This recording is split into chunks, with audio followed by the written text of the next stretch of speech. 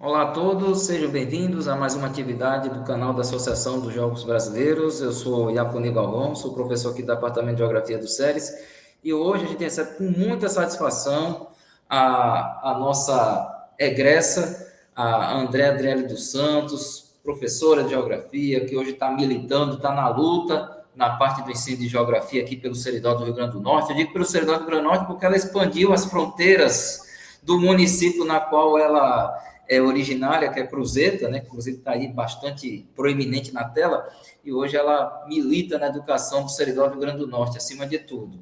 E durante o seu mestrado, que foi feito aqui no GeoCeres, o nosso mestrado acadêmico em Geografia, né? Que foi criado em 2019, ela fez o seu mestrado, na época, em 2023, né? Sobre a Feira Livre e suas contribuições para a dinâmica urbana de Cruzeta. Então, a compreensão da feira livre é muito importante, porque esses chamados mercados periódicos, né, alguns usam esse termo, são fundamentais para a própria sobrevivência de diferentes municípios. Porque muitas vezes a gente pensa, só são R$ 5.000. R$ 5.000 para um município desse é muita coisa.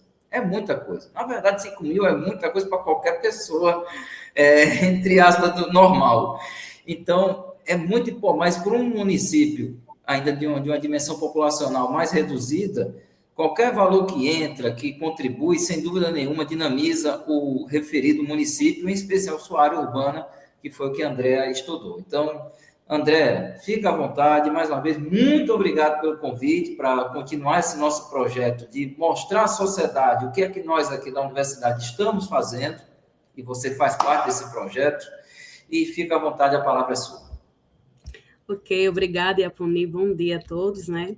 Eu que agradeço o convite, né, de falar um pouco sobre a minha dissertação, que, como o senhor mesmo mencionou, o título é A Feira Livre e suas contribuições para a dinâmica urbana da cidade de Cruzeta, e eu vou apresentar um pouquinho do que foi essa dissertação, né, a partir de agora.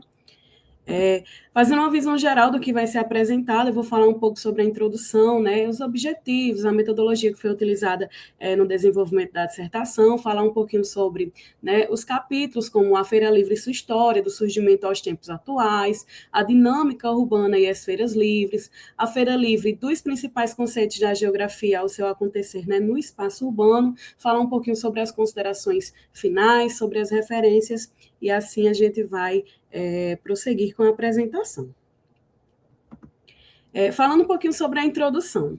Bem, as feiras livres, elas são um comércio muito antigo, né, como todos nós sabemos, mas que vem garantindo o fornecimento de alimentos de várias cidades brasileiras, e embora, né, muitas vezes seja vista de forma ultrapassada, de forma antiga, elas ainda promovem, né, o desenvolvimento econômico, social e cultural de diversas pequenas cidades, tanto no interior, né, aqui do Rio Grande do Norte, como de vários outros estados, pelo Brasil afora. Então, vários fatores, eles estão contribuindo para que a Feira Livre ela passe por uma série de modificações ao longo dos anos, como, por exemplo, o grande domínio dos supermercados e lojas de atacado e varejo. A gente sabe que hoje a gente tem uma expansão de grandes atacadões, de redes de supermercados, e isso acaba também interferindo, né, na dinâmica das feiras livres. A lucratividade, né, muitas vezes baixa, que a feira vem apresentando, né, mudanças de hábito no próprio consumo, né, da sociedade ao longo dos anos,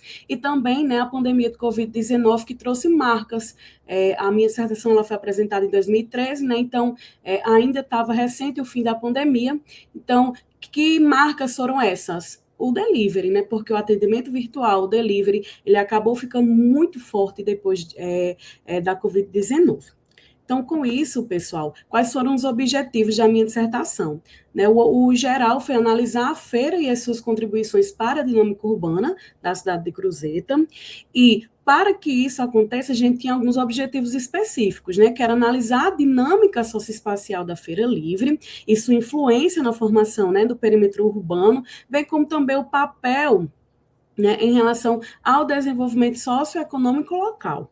Temos também a compreensão, né, compreender as feiras livres enquanto permanências e coexistências em meio ao espaço modificado pelas ações dos diferentes agentes que compõem o sistema da feira livre. Que agentes são esses? Né? São os próprios feirantes, os consumidores, as lojas que desenvolvem ao redor, todo mundo que frequenta, então, são diversos os agentes que compõem, né, esse sistema.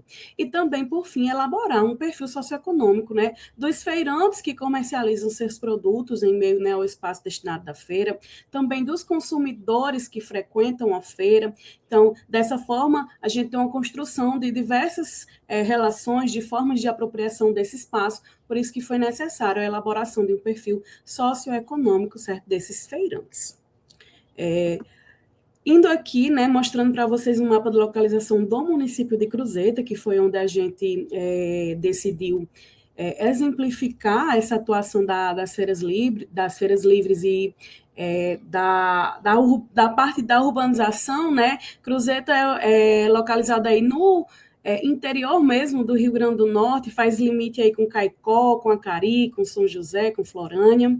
E aí, pessoal, passando aqui, já mostrando, né, um ambiente de estudo, vamos falar um pouquinho sobre a metodologia, né? O que foi que a gente utilizou para conseguir construir essa pesquisa? A gente fez uma pesquisa de cunho exploratório e descritivo, foi realizada por meio de uma revisão bibliográfica, né, que foi extremamente necessária, porque a gente precisou fazer realização de leituras e discussões de livros, de artigos científicos, né, sobre a temática abordada. Então, a gente fez uma reflexão de vários autores, como Milton Santos, como Ana Fani, que trabalha, né, com os temas que a gente achou pertinente e importante sobre feira livre, sobre dinâmica do espaço urbano, né, e também as suas várias ramificações, que são as dimensões culturais e econômicas. Então, vários outros autores também foram extremamente importantes, não só esses que eu citei, para que a gente pudesse, né, ter um embasamento teórico pertinente na nossa metodologia. Para também cumprir os objetivos, né, a gente se baseou no método qualitativo, porque foi feito a partir de uma descrição etnográfica, né, a gente teve realização de pesquisas de campo para coleta de dados, tanto primários como secundários, como assim, o que são os dados primários, né? Os dados primários são aquelas aplicações de questionários, de entrevistas que a gente teve, tanto com os feirantes, com os consumidores, né, com as pessoas que são agentes que fazem aquela feira livre acontecer, e também os dados secundários, que é a revisão, né, literária para o embasamento teórico da pesquisa, né, documentos municipais como leis, também iconográficos, fotografias, certo? Então, tudo que a gente foi utilizando foi importante para a gente conseguir fazer com que essa metodologia ficasse forte e embasada. Aqui nós temos as etapas de operacionalização da pesquisa, como vocês podem ver. De um lado, nós temos o levantamento de dados primários, né, que foi feito a partir da pesquisa de campo. A pesquisa de campo nem sempre era para observação, nem sempre era para entrevistas, mas para observação mesmo, observação direta, né? Aí, depois dessas várias observações, a gente começou a fazer a aplicação de questionário, de entrevistas, de conversas mesmo informais, para que a gente pudesse entender um pouco a dinâmica dessa feira livre. E no levantamento de dados e informações secundárias, a gente teve a pesquisa bibliográfica e a pesquisa documental, né? Então, dessa forma, a gente conseguiu aí fazer com que a nossa metodologia ficasse fechada para o desenvolvimento da pesquisa.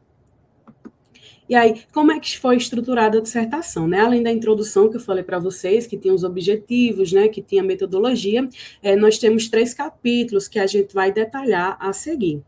Então, o primeiro a gente vai falar um pouco da Feira Livre e sua história, né, do surgimento até os tempos atuais, onde a gente fala um pouquinho sobre o surgimento das feiras livres, o desenvolvimento das feiras livres no território brasileiro, né, a feira aqui na região do semiárido brasileiro e no período atual. Então, a gente fez, né, essa cronologia para que a gente pudesse entender o surgimento dessas feiras livres. Então, observe que no próximo passo, a gente vai falar sobre a dinâmica e as feiras livres, né, a dinâmica urbana. A gente fala do espaço urbano com relação, né, com a relação das feiras livres, o surgimento das cidades, né, e sua relação com as feiras livres, os circuitos da economia urbana, né, e a Feira Livre de Cruzeta, e a difusão do delivery nas pequenas cidades, né. Então, é uma análise da prática na Feira Livre de Cruzeta. Eu vou falar, né, um pouco mais detalhadamente de cada um desses pontos, estou só evidenciando, né, os pontos fortes e principais que a gente teve nos capítulos. Então, pessoal, como é que foi essa relação do espaço urbano e as feiras livres. A gente tem que o espaço urbano, que é o ambiente onde as feiras livres estão inseridas, é o espaço de todos os agentes sociais e organizações, né? Porque as feiras livres, elas se desenvolvem aonde? Dentro das cidades. A gente não tem, por exemplo, o desenvolvimento de uma feira livre acontecendo na zona rural. Não, sempre são ali, né, no centro dessas cidades. E o mesmo é caracterizado por intencionalidades, né, hegemônicas, que buscam lucro, por exemplo, como as grandes empresas de tecnologia. Só que aí vejam só, nós também temos as intencionalidades não hegemônicas, que são aquelas caracterizadas pela sobrevivência e a obtenção de renda mínima, que é o caso das feiras livres.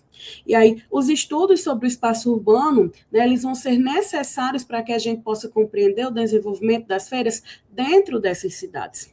E aí, essa compreensão ela vai permitir, né, promover, além do desenvolvimento das feiras, como foi nessa contribuição para o desenvolvimento desse espaço urbano, né, porque vai fortalecer a economia local, vai valorizar a cultura, né, vai melhorar a qualidade de vida, inclusive, dos sujeitos que ali desenvolvem as suas atividades.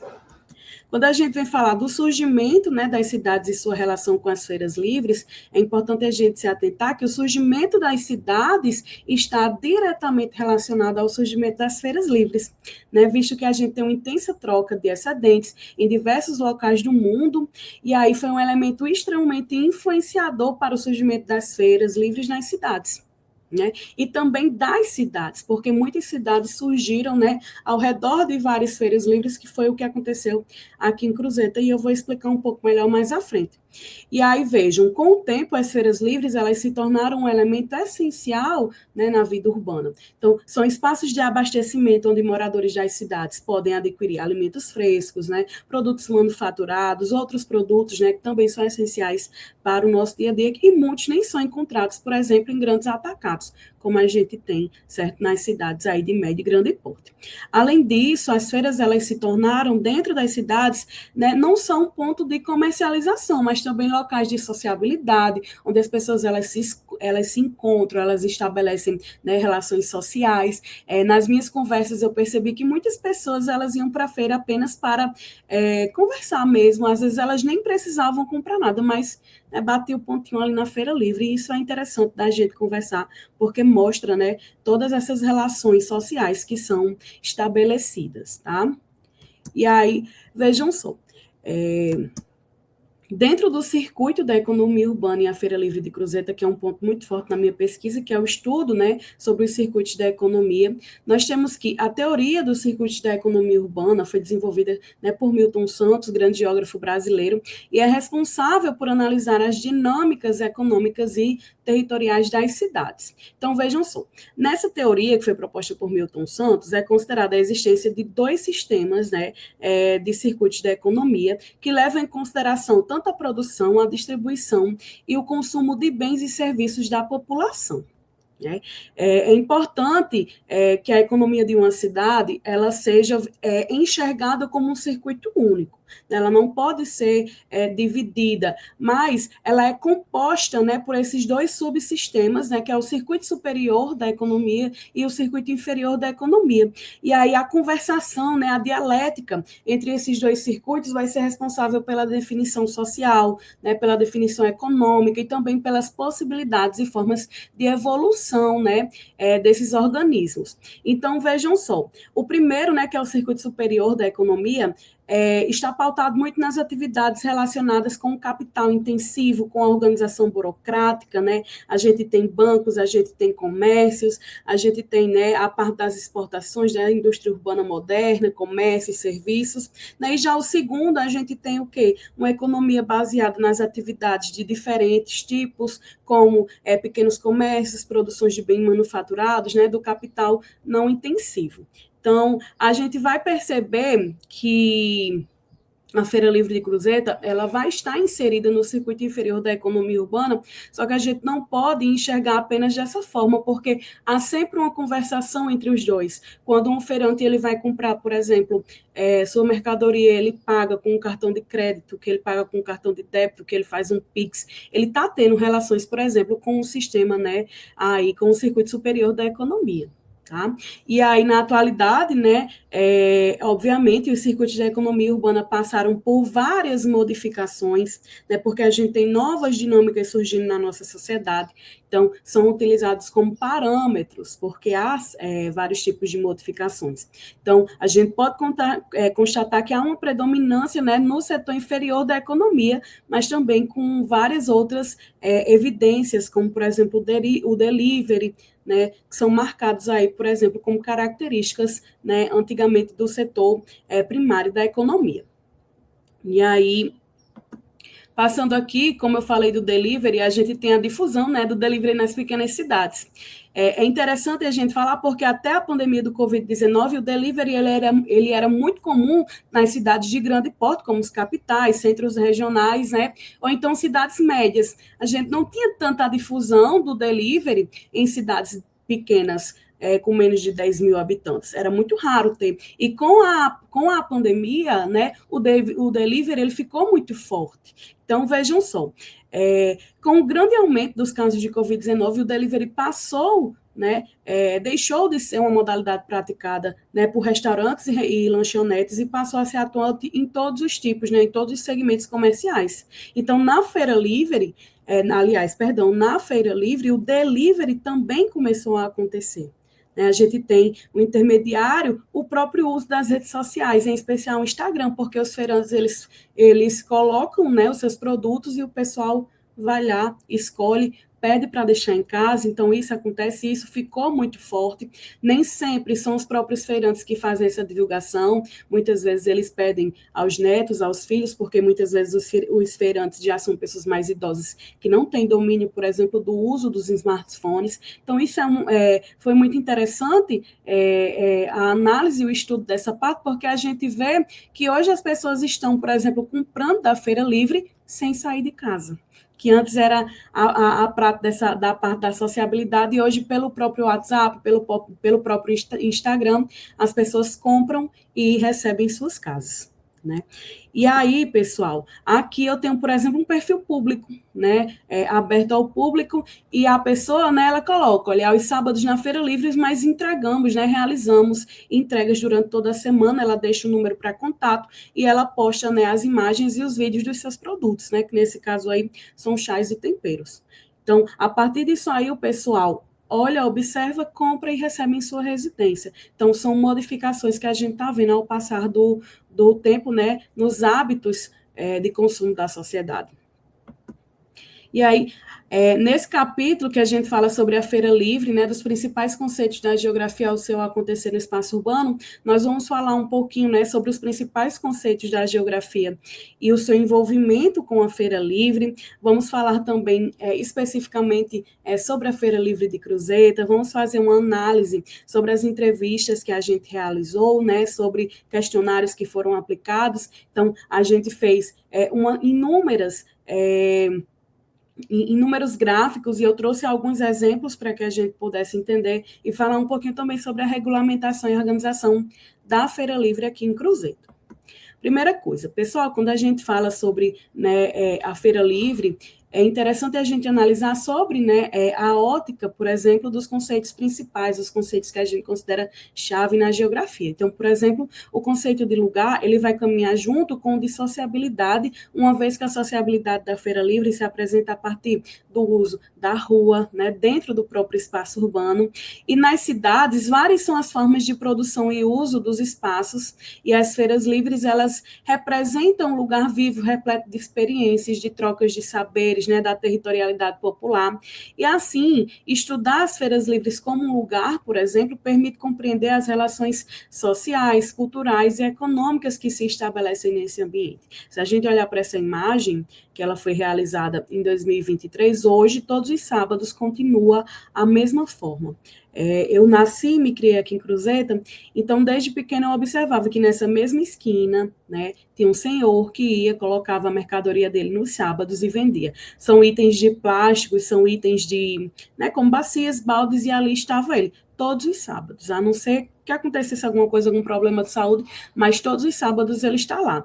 Então, quando eu conversei com ele, ele disse, porque aqui é o meu lugar, todo mundo já sabe. né? Talvez é uma pessoa que não tem estudo sobre a geografia, talvez não tenha nem estudo de uma forma mais intensificada, mas ele disse, aqui é o meu lugar, todo mundo sabe, ninguém coloca nada aqui, porque todos os sábados eu já chego e coloco o meu cantinho aqui, né? Não tem barraca, é só a calçada, ele chega com o carro dele, coloca, né, a mercadoria na calçada, então isso é uma forma, né, de lugar, né, que ele já está acostumado, que ele criou afeto por essa esquina e ficou ali vendendo, e todo mundo da cidade já sabe onde é que encontra os itens dele, né?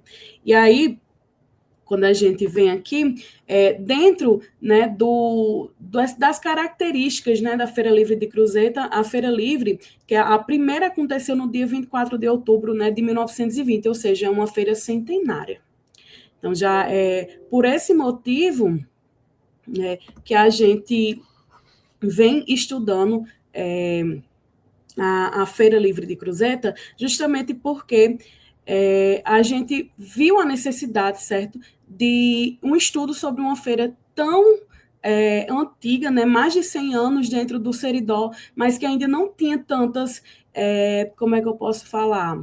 Não tinha tantas estudos, não tinha tantas menções sobre essa feira livre. E antes de iniciar, né, todos os feirantes já começam a montar suas barracas, a organizar nas ruas suas mercadorias. Muitos desses feirantes vêm das zonas rurais, vêm de outros municípios.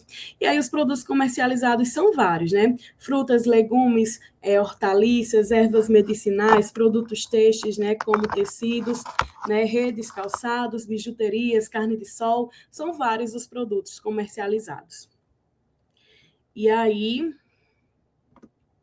nós temos uma série de fotos, certo? Como plantas, como as frutas, como peixe, né? Peixe fresco, que foi do próprio açude da cidade, né? Então, nós temos vários produtos sendo comercializados aí na Feira Livre. Nós temos aqui também, né, a manteiga da terra, que é muito característica da nossa região, né, que é uma bacia leiteira. Então, o queijo de manteiga, queijo de coalho, muito produzido aqui na nossa região. Aqui nós temos o perfil socioeconômico dos feirantes consumidores da Feira Livre de Cruzeta, né? Então, observe que a gente elaborou uma série de gráficos e eu trouxe aqui alguns exemplos. Nós temos os perfis dos feirantes consumidores, né, que são aqueles que vão frequentar para comprar. Então, a gente percebeu que, na sua grande maioria, né, o sexo feminino prevalece, e já o perfil habitacional, a maior parte vem, né, da zona urbana, e o restante, né, da zona rural, e apenas uma parcelazinha vem de outros municípios, até mesmo são os próprios feirantes que consomem, que vêm, né, fazem, né, um consumo também. Já que a frequência dos feirantes consumidores na Feira Livre de Cruzeta, nós temos semanalmente, né, a maior parte dos consumidores, desses feirantes consumidores, eles frequentam, né, a Feira Livre por semana, alguns esporadicamente, outros mensalmente, outros quinzenalmente, então a gente tem aí um hábito. Né? Quais são os produtos mais comercializados na Feira Livres? A maioria respondeu frutas, né, porque eles sabem que muitas vezes são frutas sem o uso tanto de agrotóxico, de pesticidas, né, são frutas locais, então eles se interessam bastante, legumes, temperos, né, carnes, né, vários são os produtos consumidos. E já o perfil socioeconômico dos feirantes vendedores, né? Aqui são os feirantes que vendem seus produtos. A primeira pergunta foi se exercia outra profissão, além, né, de ser feirante vendedor na Feira Livre. Alguns responderam que são agricultores, né? A maioria, né, na verdade, são agricultores e levam os seus produtos. Alguns responderam que não, que a única profissão é ser, né, um feirante. Outros são pescadores, estudantes, artesãos. E aí, os produtos comercializados, de onde vem esse produto? Observem que eu elenquei 10, né, que são de produtos diferentes, como, por exemplo, primeiro, hortaliças em gerais, da própria produção, né, no sítio aqui em Cruzeta. Nós temos como, né, manteiga, doces, né, que vem já, por exemplo, de outros locais, até de outros estados, como Campina Grande, Serra de Santana, de Cruzeta mesmo. Outros produtos vêm de Natal, outros vêm da Paraíba, né? Então, isso é para a gente entender que na Feira Livre hoje não vende apenas produtos locais, mas também vende produtos que vêm, inclusive, de outros estados, produtos também industrializados, não só apenas produtos, por exemplo, da agricultura familiar, vem de outros lugares também, certo? Até porque na Feira Livre vende um morango, vende uma pera, que a gente sabe que não é desenvolvida a plantação aqui na nossa região por causa do nosso clima semiárido. Já as formas de pagamento, que é interessante que a gente vinha conversando sobre essa questão.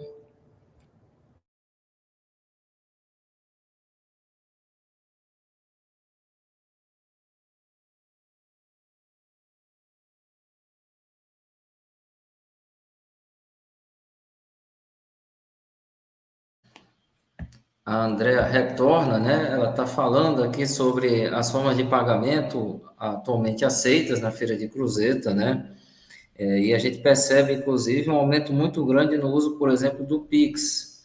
Mesmo a pesquisa ela ocorrendo um pouco antes, até de uma difusão maior do Pix, em 2023, que foi o momento que ela finalizou a pesquisa da mesma, nós percebemos claramente uma ampliação considerável no que se refere à questão do Pix. E também nós percebemos, né, um uso grande ainda do dinheiro, né? Os gráficos aí evidenciam um uso considerável ainda dos recursos financeiros, do dinheiro propriamente dito. Até porque, de fato, ainda há uma certa utilização, de fato, da questão dos recursos financeiros, do dinheiro, nesses processos todos que ocorrem. Então, o dinheiro ainda é muito utilizado, né? É uma coisa bastante peculiar, mas, de todo modo, é importante a gente perceber como esses processos eles decorrem. A Andrea está voltando daqui a pouco, né? Mas o importante é isso. O importante é que, de fato, ainda há uma utilização do dinheiro e hoje a gente percebe também uma maior difusão do Pix. O Pix está sendo bastante utilizado, até porque o Pix tem uma vantagem peculiar em relação ao dinheiro, pelo fato de você não precisar carregar o dinheiro, né? Então, isso é muito importante. Podem, inclusive, a gente refletir mais sobre isso. A gente espera, inclusive, que outras pesquisas vão estudar ainda mais sobre essa temática, né? É importante que a gente perceba isso de uma forma mais peculiar, certo? Então, é importante a gente ver todos esses processos que decorrem justamente na utilização maior do Pix. Eu dizia aqui, André, enquanto você estava tendo essa dificuldade técnica, mas já está devidamente restabelecida, a utilização cada vez maior do Pix. O Pix é cada vez mais utilizado, você já estava naquele gráfico sobre as formas de pagamento, e eu dizia para o pessoal que nos ouve aqui no outro lado da tela, né, e não houve nenhum prejuízo com essa sua saída, porque a gente conseguiu continuar, a gente estava justamente falando do Pix, que o Pix está sendo cada vez mais utilizado pela sua peculiaridade e sua praticidade no uso. E a gente percebe também, vendo o gráfico aí, que há uma utilização também muito grande do dinheiro físico, né? É curioso essa utilização do dinheiro físico. Talvez porque justamente também uma outra coisa que a gente pode refletir, há ainda um grande desafio no que se refere ao acesso ao crédito. O crédito, o cartão de crédito propriamente dito, as operadoras, por mais que tenha tido avanço aí nas chamadas fintechs, né, que são as operadoras, entre aspas, rápidas, né, que você não tem o banco físico, né, como os bancos tradicionais, mas o dinheiro ainda é muito utilizado. E a gente estava justamente detalhando um pouco mais sobre isso, que inclusive aproveitou a janela, entre aspas, de oportunidade com a sua saída, né, mas agora você voltou para falar um pouco sobre essa questão dos pagamentos, mas pode prosseguir. Certo, obrigada. Foi só um contratempo aqui. E aí, pessoal, então, uma coisa que eu percebi, né, voltando aí a essa parte do pagamento, quando eu conversava com os feirantes, é que muitos não aceitavam o Pix porque tinham medo de não conseguir, naquele momento, por exemplo, gerenciar, porque a parte da idade dos feirantes, né, que são os vendedores, ainda a maioria são idosos, né, são pessoas com mais de 60, tem até senhores de 70, 80 anos, então, que não tem o costume da utilização do Pix, né, então eles ficam com medo e acabam apenas aceitando o dinheiro físico, mas essa adesão, né, ao Pix já está mais alta, cada vez crescente, né, e é o futuro, né, provavelmente, da nossa economia, o dinheiro virtual. E aí, em relação ao delivery, né, observem que quando eu perguntei se existia, né, a realização da entrega em domicílio, 50% falou que sim, que entregavam, e 50% que não entregavam.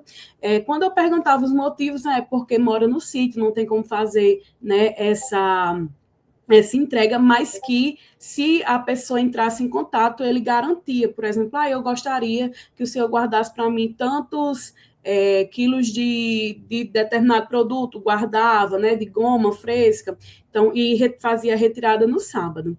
Já o uso das redes sociais para a divulgação dos produtos, percebam que já tem uma crescente maior, né, 60% dos feirantes afirmaram que sim, que utilizam as redes sociais, e apenas 40% afirmou que não. E quando eu perguntei quais eram as redes sociais, né, utilizadas, nós tínhamos o Instagram, o Facebook e o WhatsApp. Né? Eles relatavam que eles postavam as fotos no Instagram e no Facebook, né? E colocavam o númerozinho do WhatsApp. E em seguida a pessoa entrava em contato, pedia para reservar ou para fazer a entrega em suas residências. Já a regulamentação e a organização da Feira Livre de Cruzeiro RN. Além das entrevistas, né, com dezenas de feirantes e dezenas de consumidores, né, que a gente chama aqui na pesquisa de feirantes consumidores, a gente também fez uma entrevista com pessoas que são responsáveis, né, ali por comandar e organizar toda a Feira Livre. Nós temos a regulamentação, né, das feiras livres a partir de algumas leis. Então, vejam, as feiras livres no Brasil, elas são administradas e organizadas pelo poder público municipal. Né? Então, aqui em Cruzeta, o artigo 5º da Lei Orgânica, né, de 10 de março de 1990, afirma que é competência do município organizar e prestar diretamente ou sobre regime de concessão ou permissão serviços como mercados e feiras livres locais. Né? Em Cruzeta, através de uma entrevista realizada com o coordenador de tributação e arrecadação da Prefeitura Municipal, tornou-se notório que a única lei que regulariza, né, o funcionamento da Feira Livre da cidade é a lei de número 274H. É uma lei que foi, né, promulgada no dia 19 de dezembro de 2002, ou seja, né, bastante antiga, que dispõe, né, apenas sobre o Código Tributário Municipal e taxas de licenças cobradas por estabelecimentos e serviços prestados. E algumas dessas licenças cobradas estão, inclusive, desatualizadas, né, na lei. Então, a gente percebe que podemos constatar, na verdade, que não existe uma lei, né, que regulamente diretamente a Feira Livre e a sua organização, né, como a gente não tem um plano diretor, né, os planos diretores, eles só são aí, né, obrigatório para as cidades acima de 20 mil habitantes, nós não temos essa numeração, então acredito que ainda vai ser necessário redigir uma lei com uma maior regulamentação, né, das feiras livres. Dessa forma, chegamos às considerações finais do meu trabalho, né, que o objetivo foi refletir e analisar a Feira Livre e suas contribuições para a dinâmica urbana da cidade de Cruzeta. A partir dessas reflexões, a gente pôde constatar que para as cidades de menor porte, a Feira Livre, né, ela é extremamente importante, é exemplo aqui de Cruzeta, é importante para a dinâmica urbana, né, porque a feira ela vai garantir uma comercialização da produção familiar, da pequena agroindústria, de produtos artesanais, que muitas vezes não tem espaço em supermercados e atacadões de uma forma mais, né, digamos assim, burocrática. E a partir da análise dos vários dados que foram coletados, né, que foram esses dados transformados em gráficos, em tabelas, a gente foi possível identificar diversas contribuições da Feira Livre para a dinâmica urbana da cidade de Cruzeta. Então, a gente acaba também percebendo que toda Feira Livre ela vai ter uma contribuição para aquela cidade onde ela está locada. E uma das principais foi o fomento da economia local, uma vez que a feira ela é um importante espaço, vai ser ali de comercialização, vai gerar emprego, vai gerar renda, vai fortalecer a economia do município, porque quando um feirante, a gente percebia nas entrevistas, ele termina ali a feira livre, ele vai no supermercado comprar alguma coisa que ele não venda, ele vai numa loja de sapato, ele vai numa loja de material de construção, e isso acaba também gerando aí um giro da economia do município.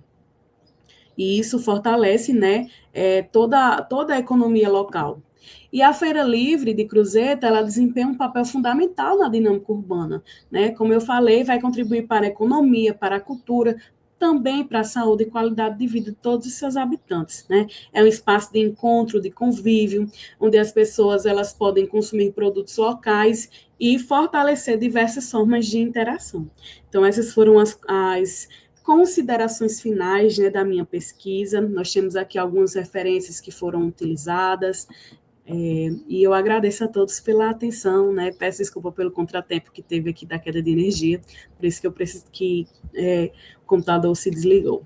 Não, tranquilo, foi menos de 3 minutos e foi bem na hora, teve um gráfico, né? Então facilitou o processo, inclusive, de maior discussão e análise do mesmo, né? Acabou foi otimizando aqui para a gente discutir mais, né? Aprofundar mais. E aí, para a gente ir encaminhando, né? Fazendo as reflexões, né? Sobre o seu trabalho, né? Que foi um trabalho que eu tive a alegria, a satisfação, o privilégio, né? Eu queria usar essa palavra mesmo, privilégio. Foi um privilégio orientar o seu trabalho, porque aprendemos muito. Cada trabalho desse, né? A gente aprende bastante sobre os diferentes lugares que formam o nosso país.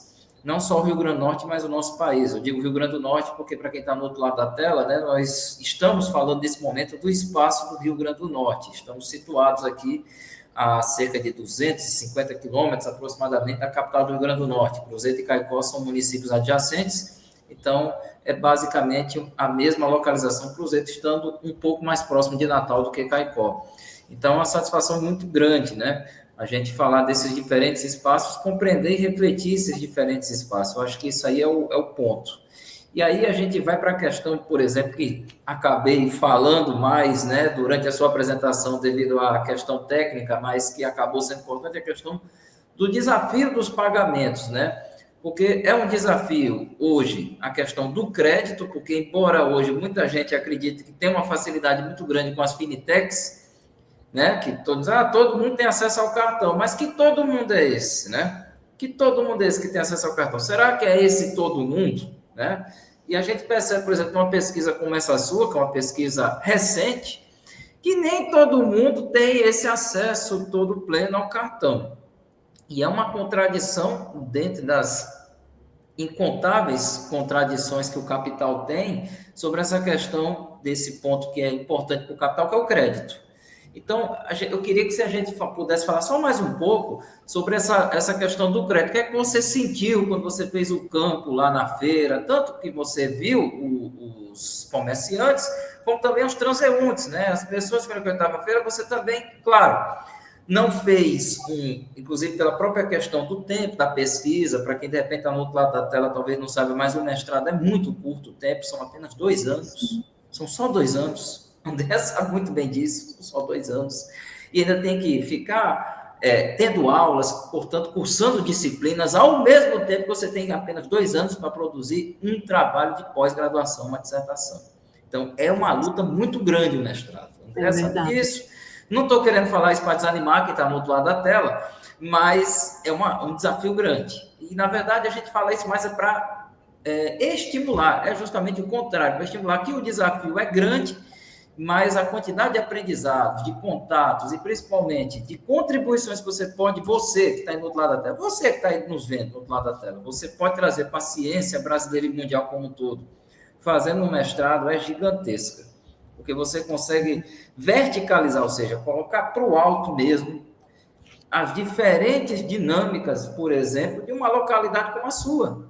Andréa é vivida em Cruzeta, nascida e criada em Cruzeta, e viu que essa dinâmica era importante ter destaque. E teve, e está tendo aqui de novo. Então, esse é mais um discurso para estimular mesmo as pessoas a fazerem, mas ao mesmo tempo a gente tem que dizer, é um desafio. E aí, voltando a falar do desafio, voltando ao questionamento, é justamente isso que eu queria ver. O desafio de você utilizar, por exemplo, cartão de crédito. Utilizar o crédito. Se fala muito das facilidades do cartão, mas olha a quantidade de pessoas que ainda usam dinheiro. Olha a quantidade de pessoas que usam o Pix, por exemplo, que acabou virando uma grande alternativa ao cartão e as próprias fintechs acabaram tendo que, e para ganhar dinheiro, claro, as fintechs começaram a utilizar o Pix também como uma espécie de cartão de crédito. Para quem, de repente, não sabe no outro lado da tela, muitas dessas fintechs e bancos mesmo convencionais oferecem hoje a modalidade Pix com cartão.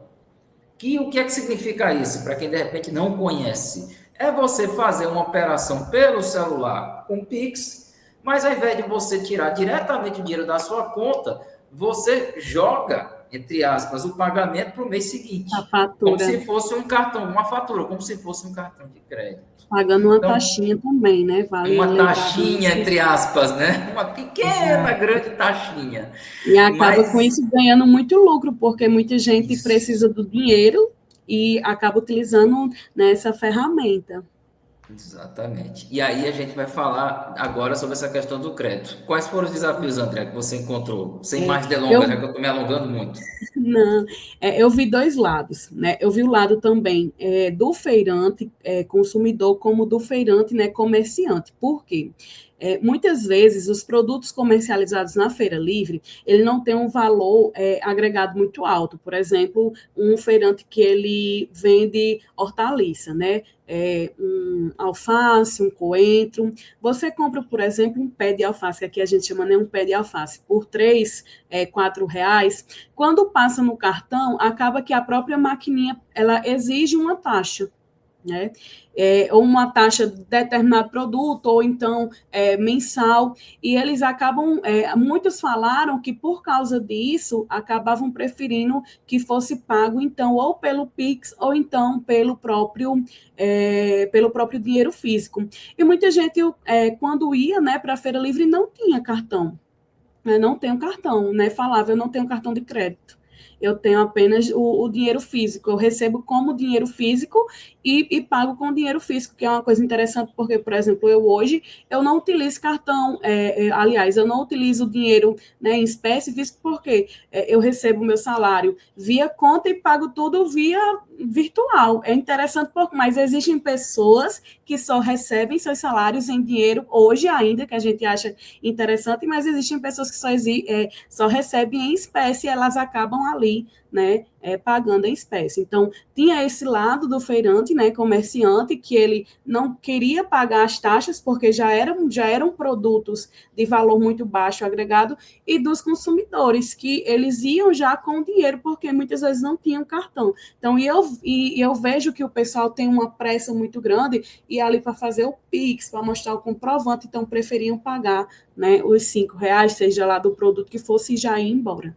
Né, uma rotatividade muito rápida ali do pessoal comprando, então o dinheiro, ele querendo ou não, facilita. Mas muitos feirantes, eles falavam que até preferia para não ter o contato com as mãos com os dinheiro, porque precisava pegar ali na fruta, precisava pegar numa carne, precisava pegar num peixe, e já recebendo ali no cartão e no Pix, não precisava pegar no dinheiro, até por uma questão de higiene. Não é interessante? Sem dúvida nenhuma, uma forma que facilitava, né, esse processo. E lembre-se que você colocou bem na sua pesquisa, que o processo da sua pesquisa ocorreu durante o período pandêmico. Então, portanto, no período pandêmico, essas questões, que, claro, acabou virando uma espécie de herança desse período pandêmico, esses cuidados com as questões ligadas à higiene e limpeza, óbvio, permaneceram. Mas naquele período, para quem de repente não se lembra, né, de repente está assistindo esse vídeo anos depois, né? Porque ele vai ficar aqui no canal da GB Caicó no YouTube.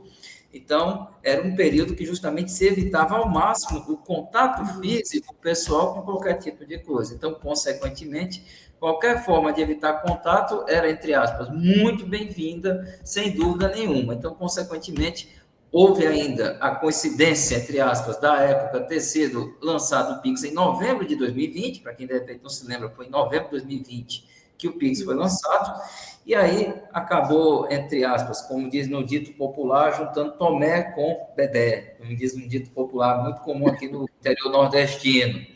Então, Isso. esse processo acabou decorrendo e, consequentemente, está aí ele cada vez mais avançado e as próprias fintechs operadoras de cartão de crédito tiveram que se adequar para sobreviver nesse processo. Afinal de contas, a gente está falando de um processo contraditório, desigual e combinado, que é o capitalismo. André, para a gente ir encaminhando para os finalmente, para quem vai fazer pesquisa sobre feira livre, quais são, entre aspas, os conselhos? Que eu digo conselhos, entre aspas, porque cada realidade é uma coisa que a gente precisa também entender. Como bons geógrafos que eu e a Andréa e os colegas que estão assistindo aí, que são da geografia, com certeza são, ou pessoas que são entusiastas da geografia também, que nos assistem. Porque eu falo isso porque cada local tem uma dinâmica distinta. Por mais que a gente esteja em uma localidade muito próxima, que é Cruzeta e Caicó, de onde eu estou falando nesse momento, 270 quilômetros de Natal, para ser mais preciso, 400 quilômetros de Fortaleza e de Recife, respectivamente, estamos nesse meio entre as duas grandes capitais nordestinas, cada local tem sua realidade distinta. Então, estudar a feira, por exemplo, em Caicó, não é a mesma coisa de estudar a feira em Cruzeta. Mas tem pontos que podem, de repente, auxiliar o futuro pesquisador a se estimular a fazer isso. Então, é nesse sentido, entre aspas, a palavra conselho, que eu coloquei no começo aqui da minha fala. Então, quais são, entre aspas, os conselhos que você daria com toda a sua experiência após esses mais de 2 anos de pesquisa sobre feira que você teve, que você continua tendo, porque por mais que você tenha concluído essa parte teórica, você ainda como moradora, como transeunte do processo da feira em Cruzeta, com certeza você ainda tem observações, tem percepções. E aí, o que é que você fala para quem está aqui no outro lado da tela que queira estudar sobre esse tema? Bem, Apuni, como você mesmo falou, cada feira tem uma realidade. Então, a primeira digamos assim, uma grande dica que eu dou é a gente precisa entender a base, né? A base a gente vê vários autores, né? O mesmo autor que eu estudo, uma pessoa que queira fazer feira livre, algum trabalho sobre feira livre vai estudar também, mas o ponto-chave, o diferencial para fazer um trabalho interessante sobre feira livre é entender o local. Né? E no local, realmente, como eu aprendi muito mais com as entrevistas, com os questionários, com as idas lá, tirando foto, muitas vezes com vergonha do povo achar que eu estava fazendo, porque cidade pequena, você sabe, né? O povo sempre fica de olho assim, e eu tirando foto das barracas e o povo olhando assim, eu fiz uma pesquisa, moço. E aí, sempre tem que ser direto no local. Ir lá, passar nem que seja uma manhã olhando tudo direitinho, como é que termina, como é que começa, e foi o que eu fiz, né? Eu ia lá, olhava, às vezes eu já fui de 5 horas da manhã, já fui de 10 horas, quando começa já a se desmontar, de 11 horas, de meio-dia, parece que não tem mais nada, né? Justamente porque, né, são os fluxos, a dinamicidade é muito grande e a gente aprende muito, né?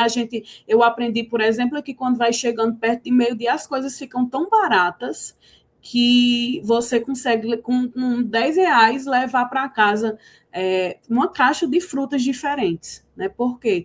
Porque eles sabem que aquele produto pode estragar, então eles já vão vendendo mais barato. Então, tudo isso a gente vai aprendendo ali na prática, certo? Mas tem que estudar, né, tanto a teoria e atrelar com a prática indo no local, porque cada feira livre é diferente, né? Na verdade, cada cidade ela é diferente, por mais que tenha aqueles pontos que a gente sabe que são ali pautados direitinho, que todo mundo tem suas características, mas no fundo, cada feira livre, cada cidade vai ter ali sua participação diferente, algum ponto diferente, né, que é interessante a gente estudar e analisar. Perfeito, André. Eu acho que esse justamente, sem dúvida nenhuma, o grande encaminhamento, vamos colocar assim, que a gente pode trazer para quem está aí no outro lado da tela. É justamente ter essa compreensão da dinâmica, vivenciando a dinâmica. é uma coisa que, inclusive, dá uma certa, às vezes, confusão, porque diz, mas é a parte teórica, e os autores, e quem falou sobre isso? Claro que isso vai aparecer, porque justamente Sim. os autores que falaram sobre isso podem te ajudar a explicar sobre a dinâmica que você está estudando. Mesmo que você, eventualmente, e geralmente é o que acontece, você vem estudar uma dinâmica de uma área completamente diferente daquela que o autor base que você está estudando acabou, na pesquisa do mesmo, vivenciando. Mas, às vezes, né, às vezes, muitas vezes, né, é o que a gente acaba tendo, né, como base para que a gente possa fazer o estudo. Não tem jeito. Então, eu acho que, sem dúvida nenhuma, eu não só ratifico o que você fala, como eu digo, inclusive, vamos colocar assim para o leitor que está no outro lado aí da tela, né, as pessoas que estão assistindo aí no outro lado da tela, que seguramente a grande lição que uma pesquisa como essa deixa, não só sobre a feira, inclusive eu perguntei sobre a feira porque é o seu tema, mas, entre aspas, propositalmente, eu acabo falando para qualquer pesquisa, é você vivenciar o objeto. Se você não vivencia o objeto numa pesquisa social, fica muito difícil de você realmente compreender a realidade daquele objeto.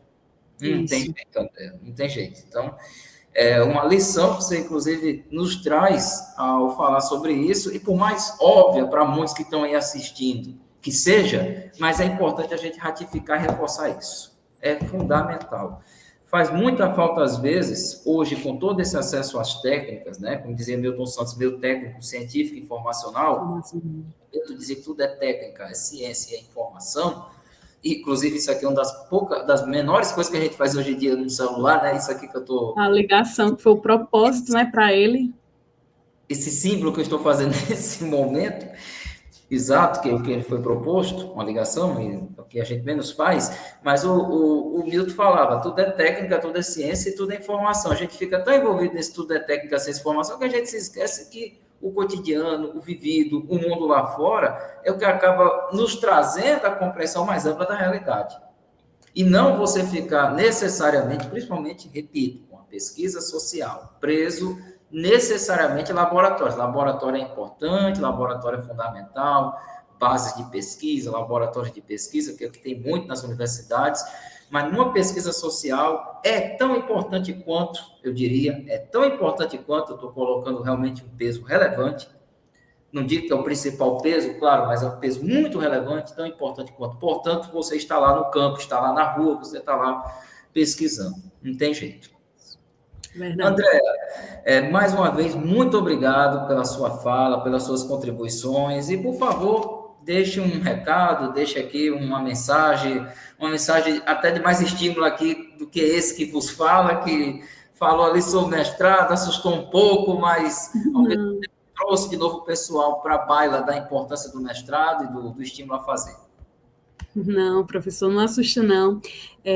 Todo mundo que sonha, né, em melhorar de vida sempre pensa nos estudos, mas muita gente ainda tem medo, né, do mestrado, do doutorado, mas não tenham medo. Eu sei que muitas vezes é difícil, porque muita gente trabalha, muita gente tem suas atribuições, mas é de um crescimento, né, acadêmico, um crescimento pessoal muito grande, então vale a pena vocês estudarem, né, se aprofundarem em um tema que principalmente que vocês gostem, né, porque é importantíssimo se fazer o que gosta para que a pesquisa ela seja feita, né, sem ser forçada, né, com estímulo. Então aproveitem as oportunidades, sempre que aparecer aí a oportunidade de se fazer um mestrado, um doutorado, aproveitem, né, justamente para que a gente possa ter esse crescimento acadêmico, esse crescimento pessoal, né, em nossas e também uma atualização, né, profissional também, porque é necessário a gente que ensina, a gente que trabalha com essa parte da educação, até também na área técnica, né, que eu também sou bacharela,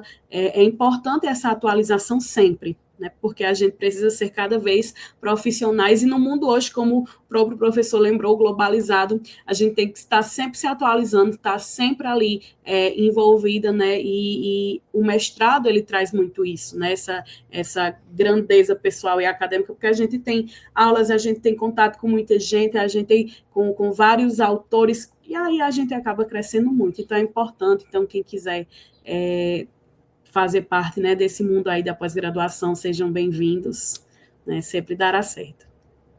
Apoio não faltará.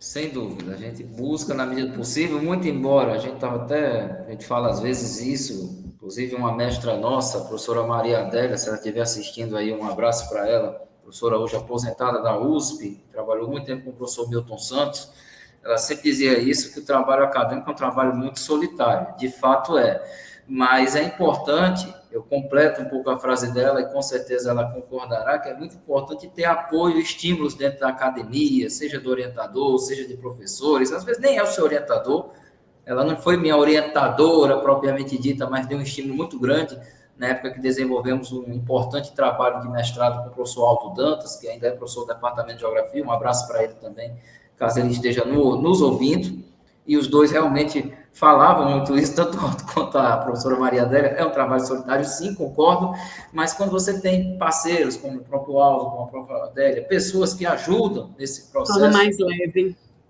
sem dúvida nenhuma, o trabalho sai de uma forma muito mais proeminente, o trabalho sai muito melhor. Então, esse é um recado também, estímulo que a gente pode colocar também para quem está nos assistindo. Para quem, de repente, quer a certificação dessa atividade, ela vai estar os links de acesso em @gbcaicorn, no Instagram e no Facebook, inclusive siga a gente lá. Hoje nós estamos agora com essa, inclusive, a primeira atividade do nosso canal da GB, com mais de 2.000 inscritos no Instagram, já estamos chegando a 1.500 aqui no YouTube, e devagarzinho vamos fazendo esse trabalho, né? Não deixando ele acabar, apesar de todos os processos, de certo modo, né? Porque oficialmente a pandemia, nesse momento que a gente está aqui realizando a atividade, a pandemia oficialmente ainda não acabou, muita gente até se surpreende, não acabou, não, oficialmente com a OMS ainda não acabou. Mas a gente sabe que o processo de, entre aspas, normalização da vida já voltou há um certo Sim. tempo. Mas esse processo de realização de atividades virtuais, como essas lives aqui, é uma herança, permanece, e eu acho que é importante para a gente fazer o que a Andrea fez hoje, estimular a atividade acadêmica, estimular a participação das pessoas na academia, estimular as pessoas a observarem, a verem o lugar onde elas estão, e estudarem o quanto podem esses lugares das mesmas, até para que contribuam para que esses lugares sejam melhor vistos, melhor compreendidos por políticas públicas. Eu acho que esse aí, com certeza, é a grande herança que trabalhos como esse deixam. Então, André, novamente, muito obrigado pela sua participação. Obrigado para quem está aí no outro lado da tela. @gbcaicorn para ver os links para certificações. E, mais uma vez, muito obrigado a todos e a gente se encontra numa próxima oportunidade, gente. Um abraço a todos. Tchau, pessoal. Tchau.